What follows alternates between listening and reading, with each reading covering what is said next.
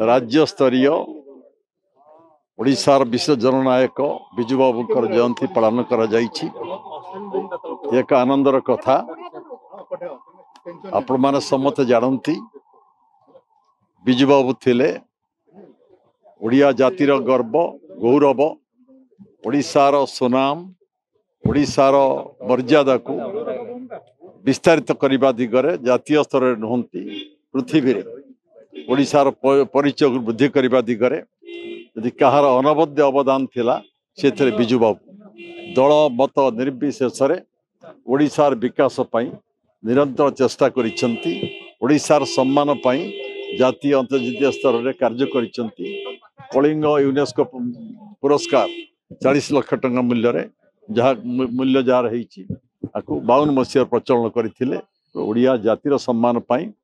पृथ्वीर श्रेष्ठ वैज्ञानिक मानकु ए पुरस्कार दिया जाउथला एबे भी दिया जाउछि। राज्य सरकार केंद्र सरकार अनुदान दियंती चेष्टा कर जो अनुदान देबे नदेले भी जो कलिंग फाउंडेशन ट्रस्ट मध्य प्रस्तुत होउछि देबे बोले आज कहिछन। धन्यवाद माननीय मुख्यमंत्री आलोचना हला पर कहिछंती जो स्टेट शेयर स्टेट रो जो भाग ताको देबे सी देले तो धन्यवाद आमे दबु। 40 लाख टंका खर्च हुए आमर कलिंग यूनेस्को पुरस्कार जो पारिस रे दिया जाए श्रेष्ठ वैज्ञानिक मान को पृथ्वीर दि जा एकता करुले कौन पाई ना ओडिशा पर एक राज्यर परिचय पृथ्वी हो लोक जानतु ओडिशार एपरि लोक अच्छा महान छाती बड़ चिंतार मनीष जे पृथ्वीर वैज्ञानिक को सम्मान कर बिजु बाबू जो अर्थ गच्छित रखी जाइछंती तार सुधांशरू ये अर्थ व्यय करा जाए। कलिंग फाउंडेशन ट्रस्ट आनुकूल्य ये सब करा जाउथला करा जाउछि करा जिवो।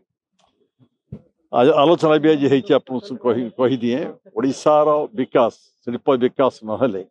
जेहेतु खनिज संपद जल संपद जंगल संपद ओडिशार भर्ती होइछि। धनी राज्य रे राज्यवासी कहीं गरीब कहीं अच्छा ओडिशा धनी ओडिया कहीं गरीब अच्छी शिल्प विकास मूलदुआ बिजु बाबू पकई दी जाइथिले। ओडिशा माइनिंग कॉर्पोरेशन सृष्टि करथिले इंडस्ट्रियल डेवलपमेंट सृष्टि करथिले दैतारी आयरन प्रोजेक्ट सृष्टि करथिले 22टा खଣି की हाथ को नईथिले जाजपुर फेरोक्रोम प्लांट करथिले आपण बामनीपाल फेरोक्रोम प्लांट करथिले बड़बिल कलिंग आयरन वर्क्स करथिले संबलपुर रे Hira cement Hira industrial works Hira cable इत्यादि करथिले। निजे मध्य शिल्पपति हब थिबारु से OTM Kalinga tubes Kalinga airlines Dakota जो विमान थिला कलिंग रेपुटेशन करथिले। ओडिशाटा को शिल्प समृद्ध हेले ओडिशार आर्थिक समृद्धि हम ओडिशा एक समृद्ध राज्य भारत परिणत हो पार एक मर्मे मर्मे से अनुभव करुले। कार्यक्रम आयोजन कर समय विरोधी दल नेता नवीन पट्टनायक निजे अनुपस्थित रहते विजु जनता दल कई जड़े नेता राज्य स्तरीय समावेश को आसवे क्षोभ प्रकाश करते क्षोभ प्रकाश मुझे दिए जो निमंत्रण कर किए कौन पाई आसी ना तार उत्तर सी दे पारे मुझे पारि ना तापर किसी कहवा मोर मोर कहवा मत समीचीन हेबा ना तो उत्तर मु ना देखुली सब कौ मान सब आसुँच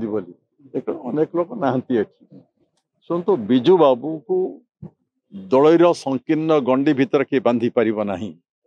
बिजु बाबू दल मत सब चिंता सब ऊर्धर व्यक्ति सी यदि भारत वर्ष को भारत वर्ष पृथ्वी रे जदि किए सम्मान देइछि सी हूँ बिजु पट्टनायक जाति धर्म वर्ण दल निर्विशेष परम पूज्य हूँ बिजु बाबू तांको जयंती पालन करने समस्त योगदान करने उचित।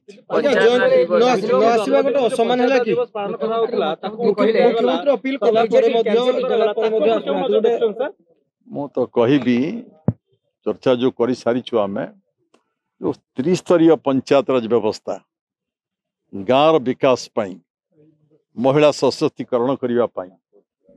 से त्रिस्तरीय पंचायत राज व्यवस्था संविधान संशोधन आईन संशोधन करोड़ार प्रचलन करते प्रथमे बिजु बाबू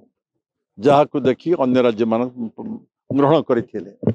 त्रिस्तरीय पंचायत राज व्यवस्था जेहेतु बिजु बाबू प्रचलन करते एवं 33% महिला को स्थान संग्रहण व्यवस्था करते तेणु त्रिस्तरीय पंचायत राजर षष्ठा भाव ग्रहण कर जन्म जयंती अवसर में पंचायत राज दिवस भाव 1990 मसीह ओडिशा सरकार पालन करुले एवं आमे आशा करूँ ओडिशावासी आशा करथिले बिजू बाबू जयंती रे ए पंचायत राज दिवस मध्य पालन करा जाइथला यह करा जाई नाही मु कहबी ठीक करा जाई नाही बिजू बाबू प्रति असम्मान यह करा जाइछि